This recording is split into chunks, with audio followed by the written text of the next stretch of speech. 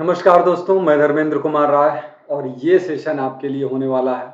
Indian evidence act का पहला part है और इस सीरीज के अंतर्गत हम लोग इंडियन एविडेंस एक्ट के लगभग 500 से 600 प्रश्न सॉल्व करेंगे और हर तरीके के प्रश्न इसमें सॉल्व किए जाएंगे। हर तरीके के प्रश्न कहने का मतलब ये है कि इसमें सेक्शन बेस्ड क्वेश्चन भी होंगे, इसमें इलस्ट्रेशन बेस्ड क्वेश्चन भी होंगे, इसमें केस डिसीजन बेस्ड क्वेश्चन भी होंगे।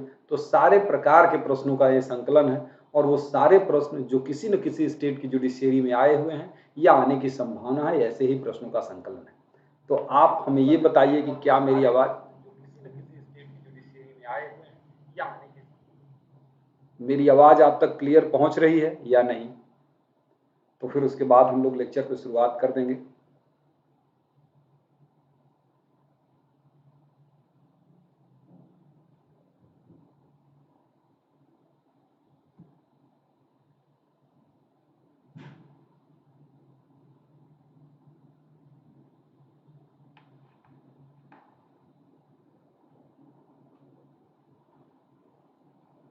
रोशनी, सोनम, ठीक है।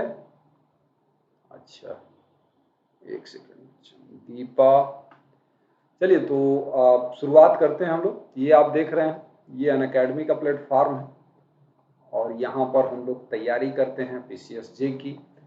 और यहाँ देखिए देश के जो बेस्ट एजुकेटर हैं, ऐसे एजुकेटर की एक टीम बनाई गई है और ये एजुकेटर मिल के आपको जुडिशियरी की प्रिपरेशन कराते हैं। और यहाँ पर आपको सबसे ज़रूरी एक चीज़ बताना ये है हमारे लिए कि यहाँ पर अगर आप 17 तारीख से पहले सब्सक्रिप्शन लेते हैं, 17 तारीख से पहले अगर सब्सक्रिप्शन लिया जाता है तो उसमें आपको मिल जाएगा 25% तक का डिस्काउंट। लेकिन ये डिस्काउंट मिलेगा कैसे?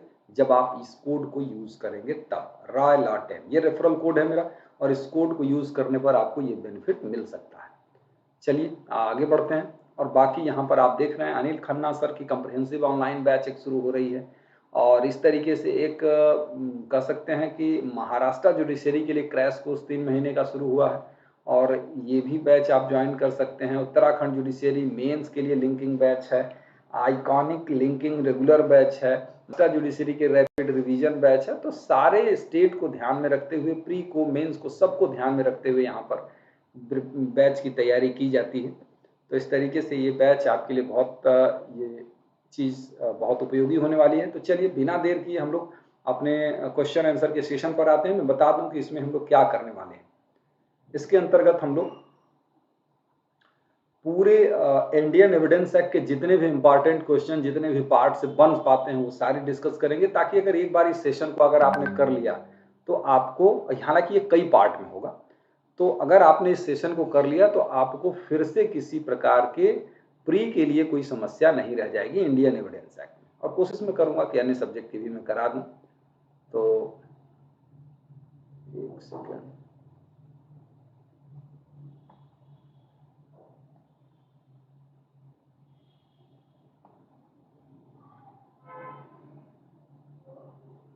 चलिए ये पहला प्रश्न है आपके सामने। बहुत दिनों से ये शिकायत भी थी इंग्लिश मीडियम वालों की कि मैं इंग्लिश में सर क्यों नहीं कराता हूँ, हिंदी में ही कराता हूँ। तो अब मैं ये सारे सब्जेक्ट के मैं इंग्लिश में MCQ कराऊंगा। मैं उन्हें ज़रूरत पड़ने पर उसे एक्सप्लेन भी करूंगा ताकि आप लोगों को पढ़ने पढ़ाने में किसी प्रकार की असुविधा ना हो। सारी चीज़ें डिस्कस होंगी। चलिए शुरुआत करते हैं इसमें।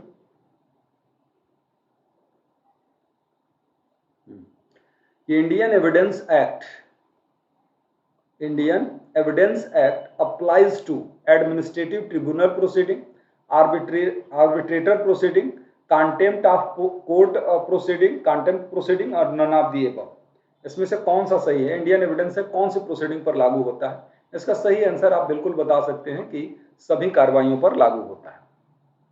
ठीक है, गुड इवनिंग बच्चों, सोनम। चलिए तो अगला प्रश्न ले लीजिए। आसान है, अगर आप हिंदी मीडियम के भी हैं तो समझने में प्रॉब्लम नहीं होगी, और जहां ऐसी होगी तो उसको हम लोग पढ़ लिया जाएगा आराम से। विच one of the following is not included in the expression of court? Court की परिभाषा में कौन शामिल नहीं किया जाता? ऑल जजेस, all personal legally authorised to take evidence, all magistrate, arbitrator. कौन शामिल नहीं किया जाता है? तो इसका सही ऑप्शन क्या हो जाएगा?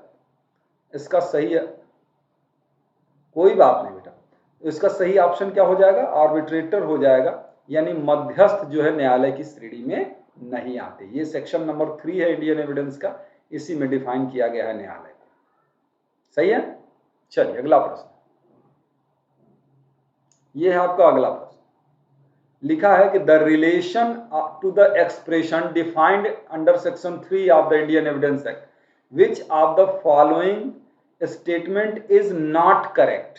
कौन सा स्टेटमेंट है जो सही नहीं है।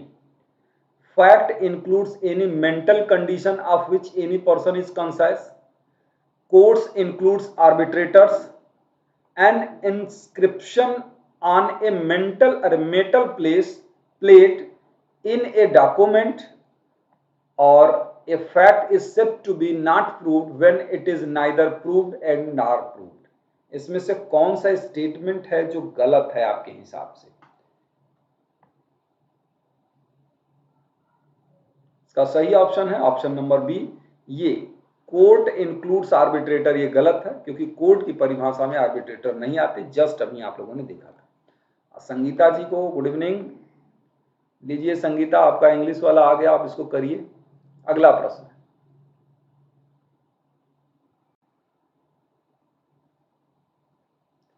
कि fact under the Indian evidence act means, fact का मतलब क्या है साक्ष्य अधिनियम के अनुसार। Anything capable of being perceived by the senses only, anything not being capable of being perceived by senses only, any mental condition of which any person is conscious, any thing capable of being perceived by the senses, and mental condition of which any person conscious।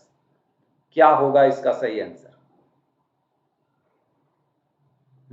ये स्वप्नली, क्या नाम है बेटा, स्वप्नली। हाँ, इसका सही option हो जाएगा ऑप्शन नंबर डी सही हो जाएगा। कोई भी चीज जो अपने इंद्रियों द्वारा बोधगम्य हो और जिस कोई भी ऐसी मानसिक दशा जिसका भान किसी व्यक्ति को हो, तो भौतिक तथ्य भी होते हैं यानी फिजिकल भी, और मेंटल फैक्ट भी होते हैं। ये है आपका अगला प्रश्न।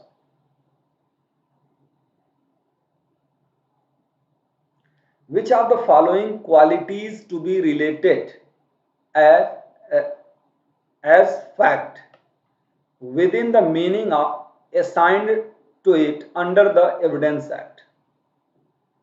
That a man heard or saw something, that a man holds a certain opinion, that a man acts in good faith, all of these। Fact के अंतर्गत क्या किया गया चीजें आती हैं। इसका सही ऑप्शन क्या हो जाएगा, ऑल ऑफ दीज। अजय सही है ना, ये सभी चीजें तथ्य की परिभाषा में किसी व्यक्ति ने कुछ सुना, उस कोई राय रखता है, गुड फेथ में कार्य किया है, सभी।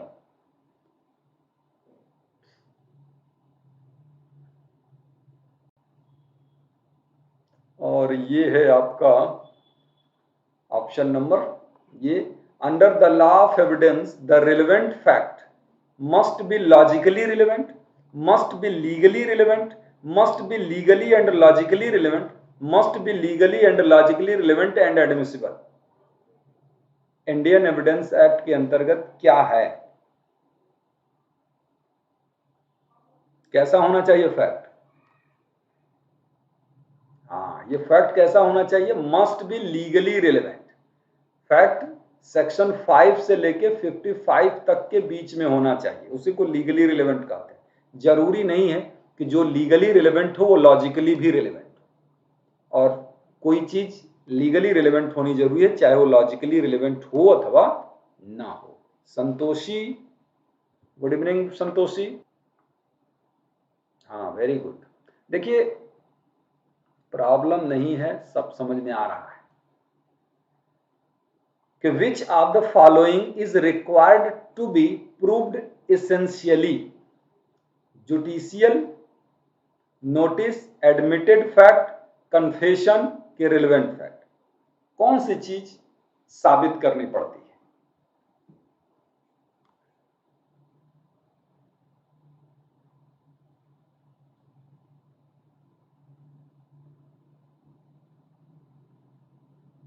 गुड इवनिंग बच्चा।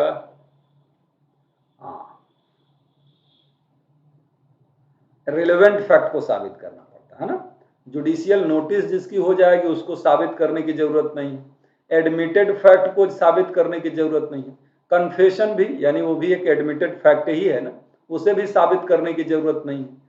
किसको साबित करने की जरूरत होती है? रिलेवेंट फैक्ट को साबित करने की जरूरत होती है। वेरी गुड, वेरी गुड बच्चों। ये देखिए, fact in issue mean the fact existence or non-existence of which is admitted by parties, disputed by parties, non-disputed by parties, none of the above. The fact in issue mean the fact existence or non-existence of which, option number B, disputed by the parties. नमस्ते मिश्रा जी।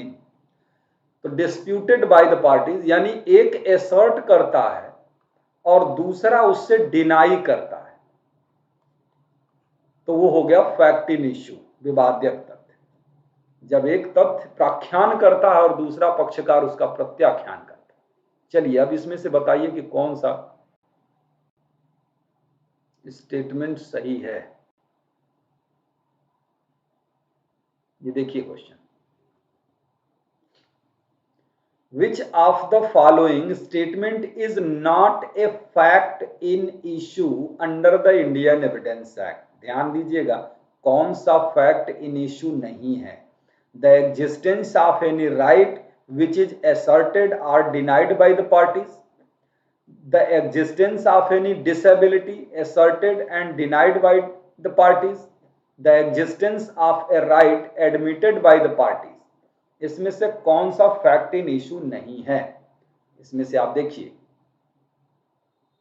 इसका सही option हो जाएगा option number सी, राज वर्मा। नमस्ते।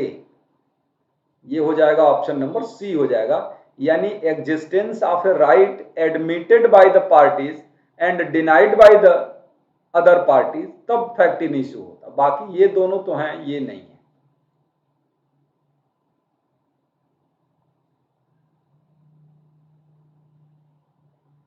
ये देखिए next है, making the fact in issue is, it is the duty of the parties, it is the duty of advocate of the parties, it is the duty of the court, it is duty of the government council.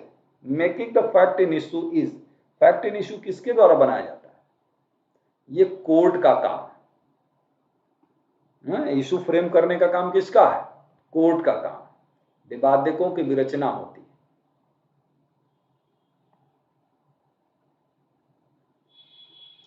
Next है कि the document are caricature, words printed, inscription on a stone, map and inscription on a stone, all of the above. Document का क्या मतलब है? All of the above, सब चीजें आती हैं। ये सारी चीजें डॉक्यूमेंट के अंतर्गत आती।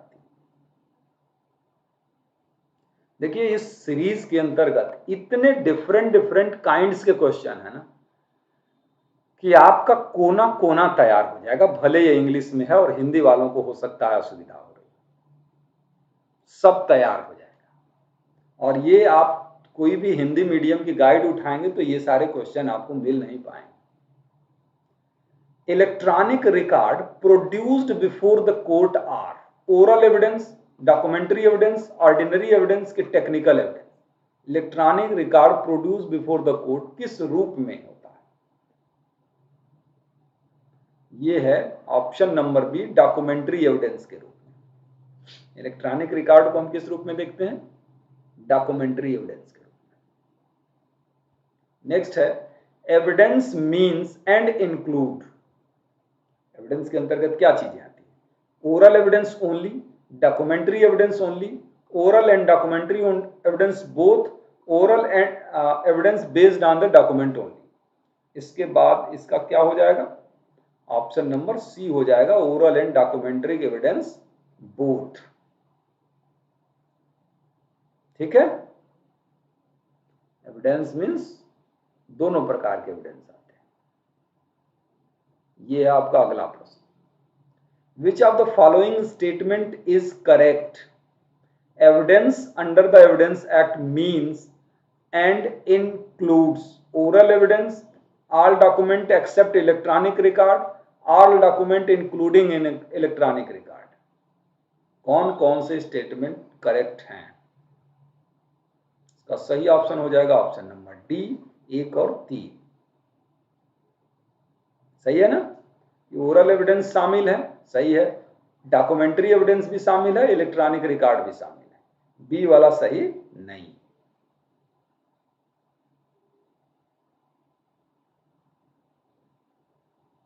ये पढ़िए, थोड़ा सा बड़ा है, ये थोड़ा बड़ा है, इसको पढ़िए कि circumstantial evidence must satisfy the following test।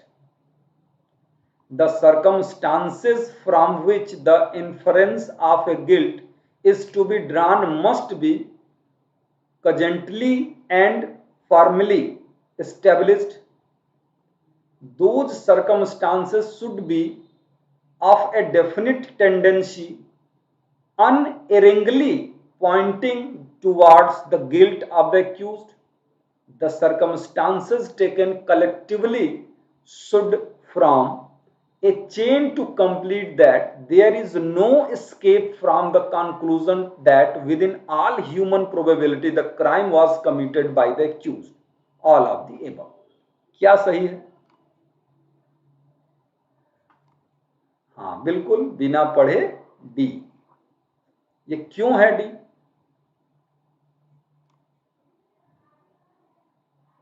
Khushboo Prajapati sir, आप ये हिंदी लैंग्वेज में भी लाया करें। बेटा हिंदी लाते हैं तो बच्चे इंग्लिश कहते हैं, इंग्लिश लाते हैं तो हम तो हिंदी में ही कराते हैं। इंग्लिश में तो हम पहली बार करा रहे हैं इधर 2-4-6 महीनों से, उससे पहले इंग्लिश में कराते। देखिए ये क्या कहता है, सर्कमस्टांशियल एविडेंस के बारे में बात करता है।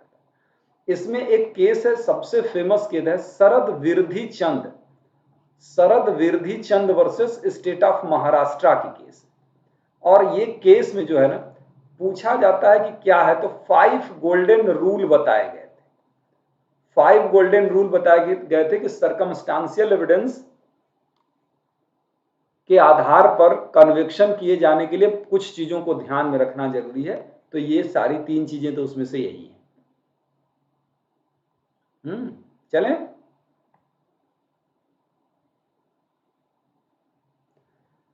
Indian Evidence Act 1872 does not expressly mention about, expressly किसके बारे में मेंशन नहीं किया गया? Oral, documentary, secondary, circumstantial evidence. 4 महीने हो गए होंगे। तो ये हो गया सर्कमस्टांशियल एविडेंस के बारे में बात एक्सप्रेसली नहीं की गई है, जबकि ओरल एविडेंस सेक्शन 3 में भी है, सेक्शन 59 और 60 में भी है। डॉक्यूमेंट्री एविडेंस की बात करें तो सेक्शन 61 से जो शुरू होता है 61 से 90 तक जाएगा, 90A तक। सेकेंडरी एविडेंस की बात करें तो वो सेक्शन 63 में इसकी डेफिनेशन दी गई है, लेकिन सर्कमस्टांशियल एविडेंस के बारे में कहीं कोई बात नहीं। नेक्स्ट है कि an evidence sought through unfair means is not admissible, admissible if relevant, admissible only at the discretion of the court, not valid। का सही ऑप्शन हो जाएगा एडमिसिबल है इफ रिलेवेंट। नेक्स्ट है what is oral evidence? The statement may be before court, direct evidence, deposition before the court only after police had recorded the statement, none of the above। Oral evidence का क्या मतलब है? इसका मतलब ये है कि statement meant before the court, है ना। ओरल एविडेंस की परिभाषा कहता है कि मौखिक साक्ष्य के अंतर्गत वो सभी कथन आते हैं जो अपने समक्ष साक्षियों द्वारा किए जाने की अपेक्षा करता है न्यायालय या अनुज्ञा देता है। ये है ओरल। नेक्स्ट है कि the evidence unauthored by sniffer dog falls under oral evidence, documentary evidence, hearsay evidence की साइंटिफिक एविडेंस। ये आएगा खोजी कुत्ते द्वारा जो साक्ष्य होता है वो साइंटिफिक एविडेंस यानी वैज्ञानिक साक्ष्य के अंतर्गत आता है। अब्दुल रजाक, संबंधित केस क्या है? Abdul Razak versus state of Maharashtra. सही, चल।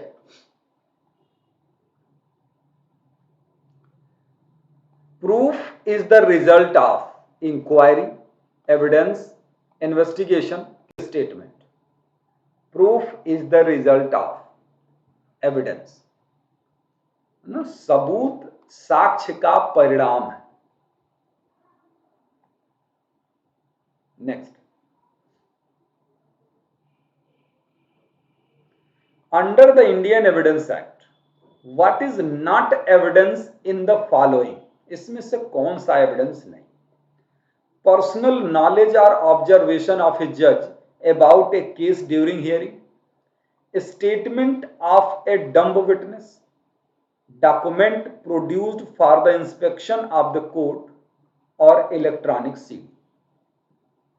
इसमें से कौन सा एविडेंस नहीं है? ऑप्शन नंबर ए हो जाएगा पर्सनल नॉलेज और ऑब्जर्वेशन ऑफ ए जज about the case during hearing. उसका व्यक्तिगत ज्ञान साक्षी में नहीं लिया जाता, बाकी जो चीजें हैं वो सब है।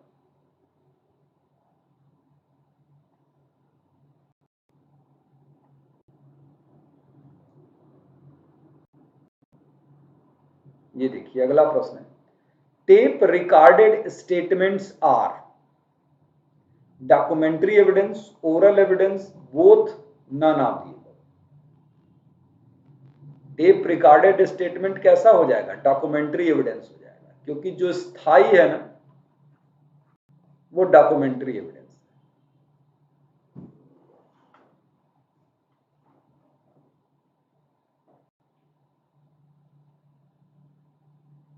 नेक्स्ट है, नेक्स्ट ये, a fact is said to be proved if it is admitted, if it is incorporated in a document, if it is not denied, if its existence is so probable that prudent man would accept it as existing। क्या है? A fact is said to be proved माने एक तथ्य को साबित माना जाएगा, option number D, जब उसके अस्तित्व के संबंध में एक सामान्य प्रज्ञा वाला व्यक्ति इसी अनुमान पर कार्य करेगा कि उस तथ्य का अस्तित्व है।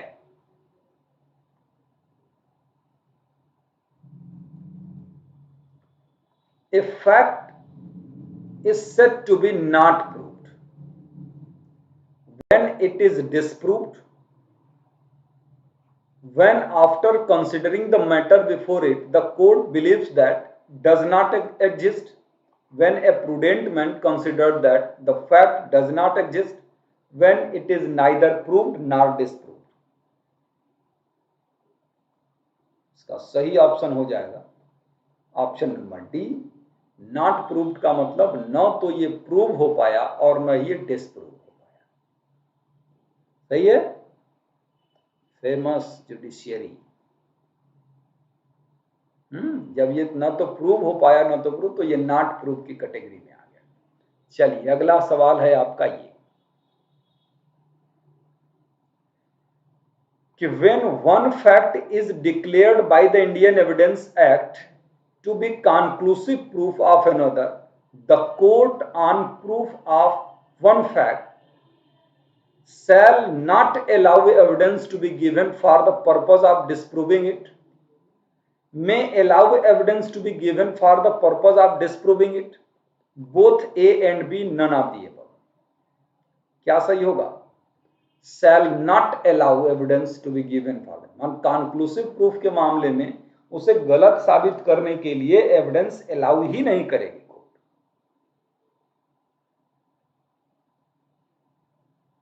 नेक्स्ट,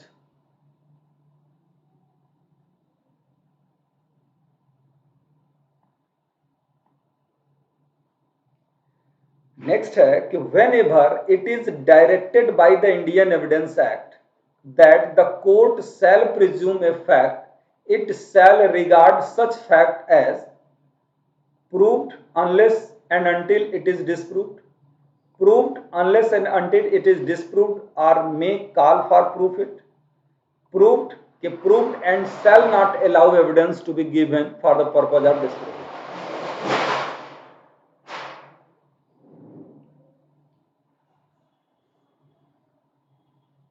इसका सही आंसर क्या हो जाएगा? इसका ऑप्शन नंबर हो जाएगा बी, अरे ए।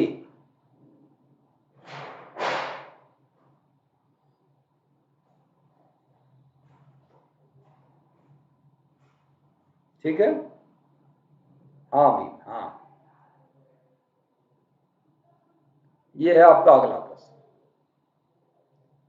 कि presumption of fact under the Indian Evidence Act is based on logic, human experience, and natural events and law of nature, is based on the provision of law, cannot be ignored by the law if the of certain and uniform position। Presumption of fact क्या बारे में क्या सही लग रहा है? Presumption of fact का मतलब है मे प्रिज्यूम जहां कहीं भी लिखा हुआ है प्रिजम्पशन ऑफ फैक्ट है, और ये based on the logic, human experience and natural events, law of nature.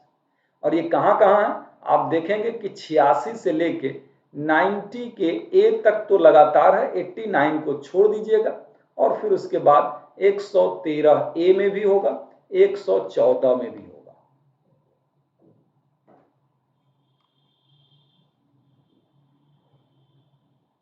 ठीक है, ओके। तो ये हो गया आपका option number A, presumption of fact के संबंध में। अगला सवाल आपके सामने ये है, under the Indian evidence act evidence may be given in respect of fact in issue only, relevant fact only, fact in issue and relevant fact, none of these. The act may be given respect of केवल fact in issue के संबंध में, relevant fact के संबंध में, fact in issue and relevant fact दोनों के संबंध में कोई नहीं। ऑप्शन सही हो जाएगा ऑप्शन नंबर सी कि विवादक तथ्य और सुसंगत तथ्य दोनों का साक्ष्य दिया जा सकेगा। और ये बात कहां बताई गई है? सेक्शन 5 में। 5 ही ये कहता है कि केवल विवादक और सुसंगत तथ्यों का ही साक्ष्य दिया जा सकता है, किसी अन्य का नहीं दिया जा सकता। नहीं बेटा,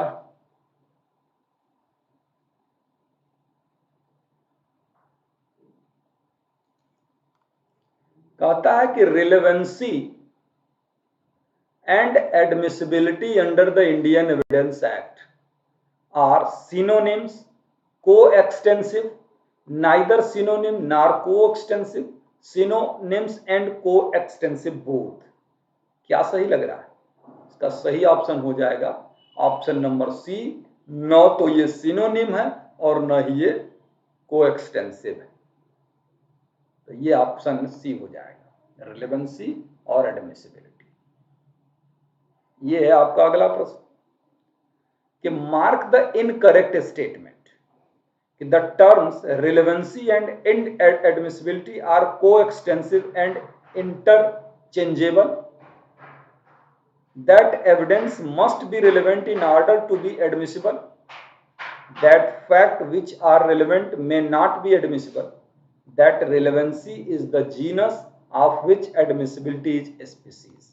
इनकरेक्ट स्टेटमेंट क्या है? द टर्म रिलेवेंसी और एडमिसिबिलिटी कोएक्सटेंसिव नहीं है भाई, ये अभी जस्ट इससे पहले वाले प्रश्न में पढ़ा था। नहीं बिटिया, आप हिंदी में नहीं करा रहे हैं, कुछ दिन अब इंग्लिश में करा लेंगे। कम से कम एविडेंस एक्ट के 500 क्वेश्चन में आपको हिंदी इंग्लिश में करा लूं, फिर उसके बाद देखेंगे हिंदी में।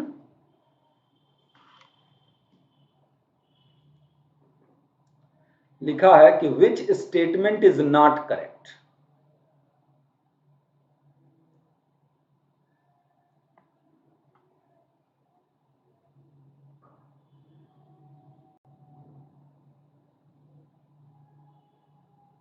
नहीं, वो तो ठीक है, ये पहला वाला ही गलत है ना, सीधे सीधे गलत पकड़ा जा रहा है।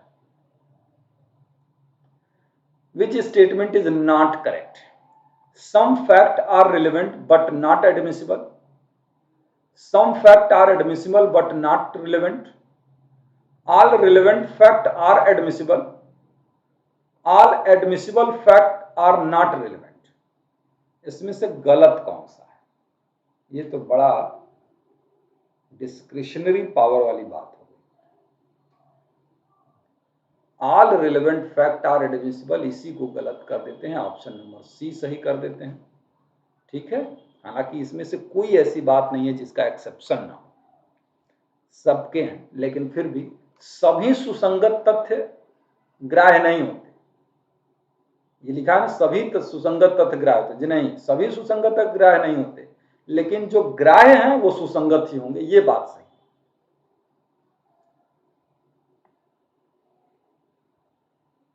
नेक्स्ट है the criteria for res gestae, proximity of time and place, community of purpose, continuity of action और all of the above। Res gestae का क्या मतलब है?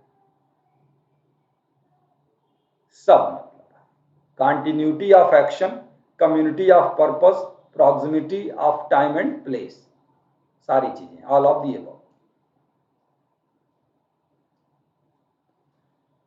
Under the Indian Evidence Act 1872, the rule of res geste is applicable in civil cases only, criminal cases only, civil as well as criminal cases, not applicable in any cases। क्या सही? ये civil case और criminal case दोनों में लागू होता है। ठीक है, दोनों में लागू होता है। The English doctrine, the res geste, has no place in India, has place in India, has place in Indian and has been incorporated under section 6 of Indian Evidence Act, has been incorporated under section 7 of the Indian Evidence Act। Res gestae के संबंध में क्या बात है सही? has place in Indian and has been incorporated under section 6 of Indian Evidence Act।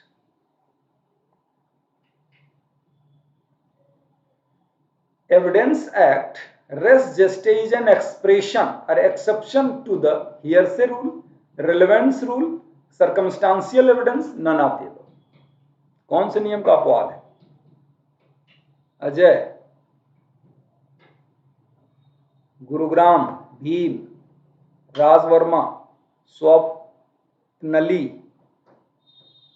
बताइए बताइए। ये जो है ना रेस जेस्टे, जो कौन से रूल का अपवाद है? हियरसे रूल का एक्सेप्शन है। एक्सक्लूजन ऑफ हियरसे एविडेंस कौन से सेक्शन में है? तो सेक्शन 60 है। क्यों? क्योंकि उसमें ही बताया गया है कि oral evidence must be direct.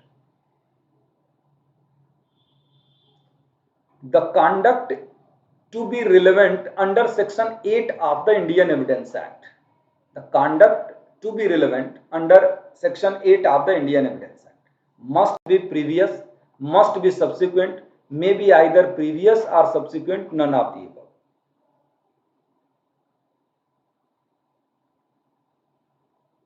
Section 8 के अंतर्गत जो कंडक्ट है ना, वो प्रीवियस कंडक्ट और सब्सिक्वेंट कंडक्ट दोनों रिलेवेंट, प्रीवियस और सब्सिक्वेंट कंडक्ट दोनों ही रिलेवेंट, क्योंकि सेक्शन 8 में मोटिव भी रिलेवेंट है, प्रिपरेशन भी रिलेवेंट है और कंडक्ट भी रिलेवेंट है, और कंडक्ट प्रीवियस और सब्सिक्वेंट। टेस्ट आइडेंटिफिकेशन परेड क्या है? सब्सटेंटिव पीस ऑफ एविडेंस है, कोरबोरेटिव एविडेंस है, कोई एविडेंस ही नहीं है, हियरसे एविडेंस। टेस्ट मतलब शिनाख्त कार्रवाई जो होती है सीआरपीसी के सेक्शन 54A के अंतर्गत होती है और एविडेंस के सेक्शन 9 के अंतर्गत इसे रिलेवेंट बनाया जाता है। तो ये ऑप्शन नंबर बी कोरोबोरेटिव एविडेंस के रूप में लागू होती है। टेस्ट आइडेंटिफिकेशन परेड जो है। नेक्स्ट है to ensure fairness and accuracy in the test identification parade the requirement is parading person of same social status, parading person of same and similar physical appearance along with the subject, parading be alone in presence of all the witnesses simultaneously. Option number D है none of the above. Parading person same similar physical existence होना चाहिए उनका, मतलब एक जैसा कद काठी का व्यक्ति जो होता है वही उसमें खड़ा किया जाता है। The Indian evidence Act declares that anything said done or written by any one of the conspirators is relevant conspiracy if it was इन।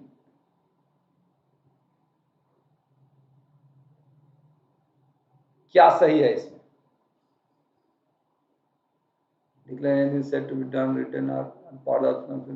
हाँ, यह है reference to their common intention. ये क्या कहता है? और ये चीज जो आपको मिलती है वो इंडियन एविडेंस एक्ट के सेक्शन 10 में मिलती है और सेक्शन 10 से संबंधित दो लीडिंग केसेस, एक आर वर्सेस ब्लैक और दूसरा है मिर्जा अकबर वर्सेस एम्परर।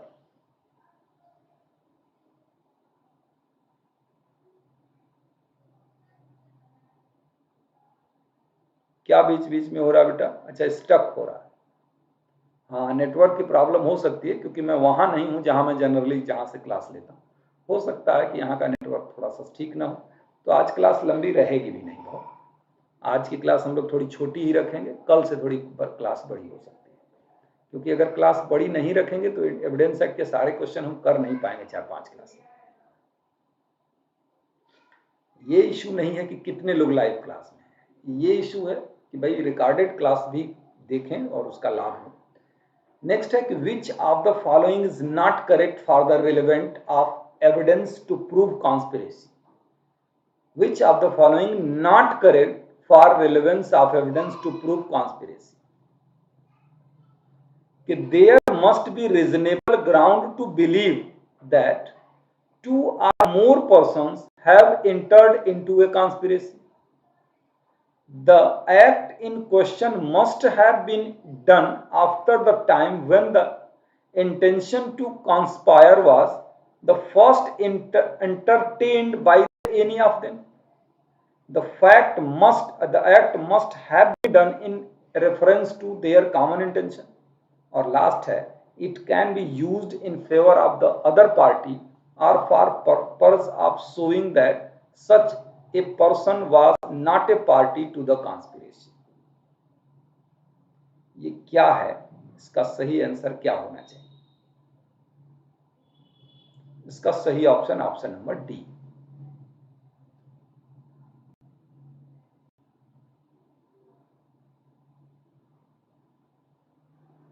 मुझे लग रहा है कि नेटवर्क थोड़ा कमजोर जरूर है। The plea of alibi is established by prosecution, accused either by prosecution or by accused, none of the above. Plea of alibi किसके द्वारा एस्टैब्लिश किया जाता है? प्रोसिक्यूशन, एक्यूज, आइदर प्रोसिक्यूशन और एक्यूज, किसके द्वारा? इसका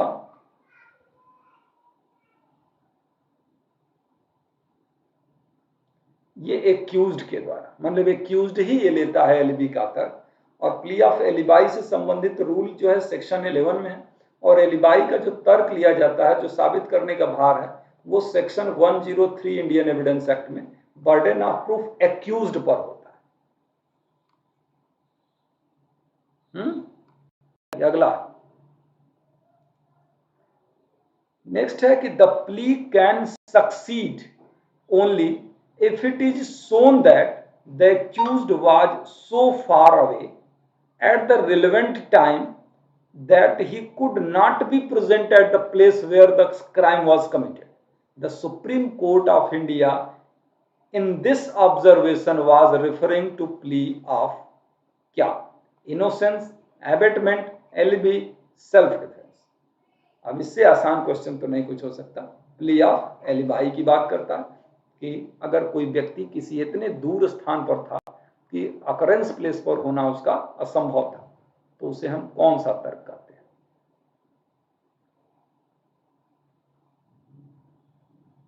ये छोड़ दीजिए क्योंकि आप लोगों को उचित दिखाई नहीं दे पाएगी, पढ़ ही नहीं पाएंगे।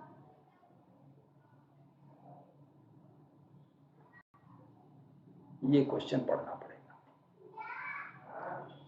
Under the Indian evidence act, fact not otherwise relevant are relevant if they are significant, if they are inconsistent with any fact in issue or relevant fact, if they make existence or non-existence of any fact or fact in issue or relevant fact highly probable or improbable. Choose the correct answer using the code given below. कितने answer इसमें से सही है? इसका सही option हो जाएगा option number D, 2 और 3, क्योंकि ये दोनों चीजें हैं धारा 11 में, ये चीज नहीं है, ऑप्शन नंबर 1 नहीं।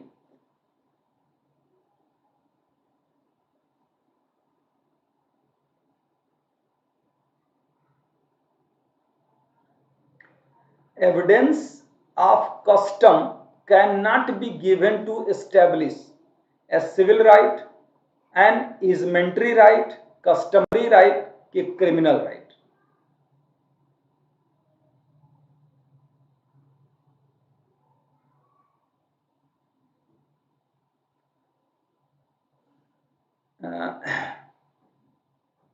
Can not be given criminal right. भाई सिविल राइट में हो सकता है, इजमेंटरी राइट में हो सकता है, कस्टमरी राइट में होता है, क्रिमिनल राइट में नहीं हो सकता।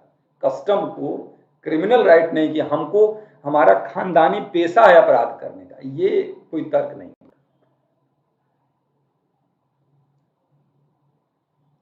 ये है अगला प्रश्न कि admission must be in writing, must be oral, can be either oral or writing, must be oral and in writing both। Admission क्या हो सकता है?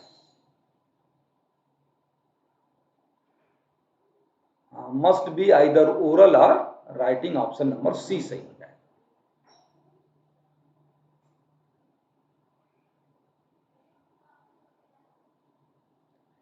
Which one of the following statement is correct?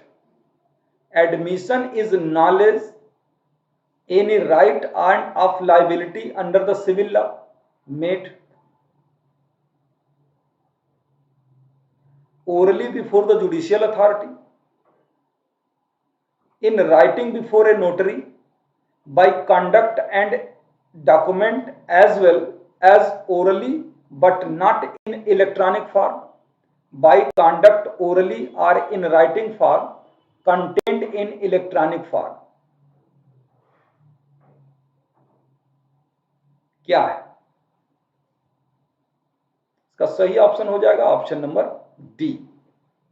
Bye conduct भी हो सकता है, oral भी हो सकता है, राइटिंग भी हो सकता है, इलेक्ट्रॉनिक फॉर्म में भी हो सकता है। अगला सवाल कि admission means statement made before the court, statement made in a document, statement suggesting inference to any fact in issue, none of the above।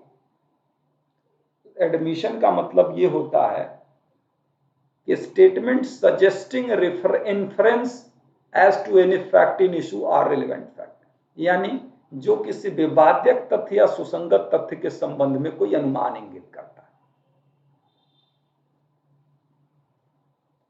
कौन सी धारा में था वो? धारा 17 में परिभाषा। Admission are not conclusive proof of the matter admitted but they may appears as, मतलब विबंध के रूप में, अरे कंक्लूसिव प्रूफ नहीं है लेकिन रेस जुडिकाटा के रूप में लागू होती है, स्टोपेल के रूप में लागू होती है, रेस जस्टे के रूप में लागू होती है, क्या आप देख होती है।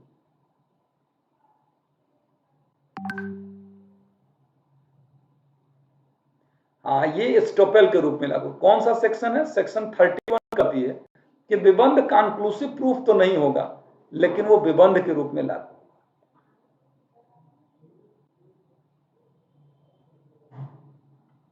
मैं माया के हूं सर, माया के हूं sir. Good evening, confidence. Next,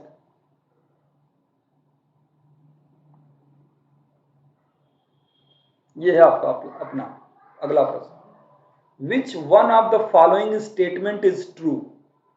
admissions are conclusive proof of the matter admitted, not conclusive proof of the matter but may operate as estoppel under certain provision of the Evidence Act. Conclusive proof of the matter admitted and always appears as estoppel, not conclusive proof of the matter. क्या कह रहा है ये? इसका सही answer क्या होना चाहिए? Not conclusive proof of the matter but may operate as estoppel under certain provision of Evidence Act. यही बात अभी हम लोग कर रहे थे सेक्शन 31 में, ये बात है।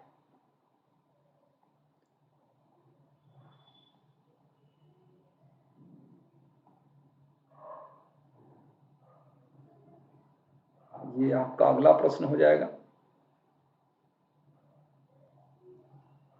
Under the provision of the Indian Evidence Act, admission and confession have the same meaning. Admission and confession have the different meaning. Admission are matter in a criminal trial. Confession are a matter in civil trial. क्या होगा?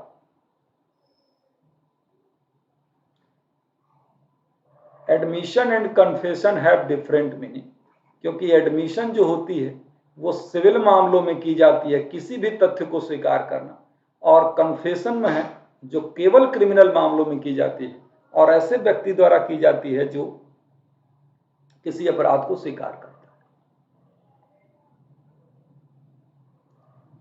Next है, give the correct answer. All the admission are confession, but all the confession are not admission. All admission are confession, but all confession are not admission. ये बात सही है कि गलत है? ये स्टेटमेंट इनकरेक्ट है, क्योंकि होगा इसका ठीक उल्टा। All confession is admission, but all admission is not confession. Option number B हो जाएगा सर। नेक्स्ट है, admission by agent are a admission in civil proceeding only if the agent has the authority to make admission. Admission admissible in the civil proceeding under all circumstances, never admissible in criminal proceeding. Both A and C. Admission by agent R. इसका सही option क्या हो जाएगा? Option number ए है। बिल्कुल, admission agent के द्वारा भी हो सकता है अगर उसे ऑथराइज किया गया है एक्सप्रेसली या इम्प्लाइडली, और ये बात कहां की गई है? सेक्शन 18 के पैरा फर्स्ट में। Next, admission binds the maker in so far as it relates to fact, question of law, both question of law and fact, neither A nor B.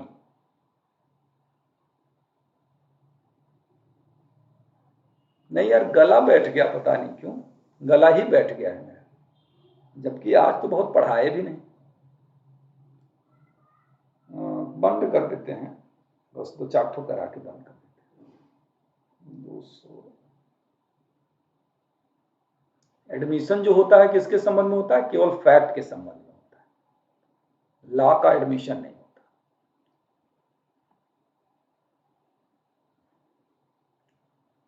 Under the Indian evidence act, admission can be made by party to the suit, a counsel of party, person interested in the subject matter, all of the above.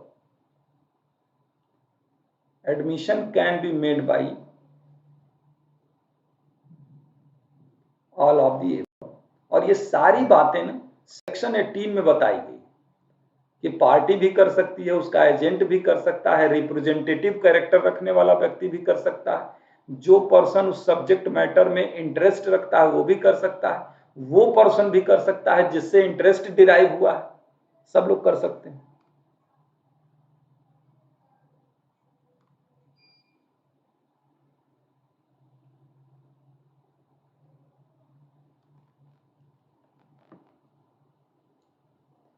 चलिए यहीं पे खत्म करते हैं, कल मिलते हैं तो बाकी की चीजों की चर्चा होगी।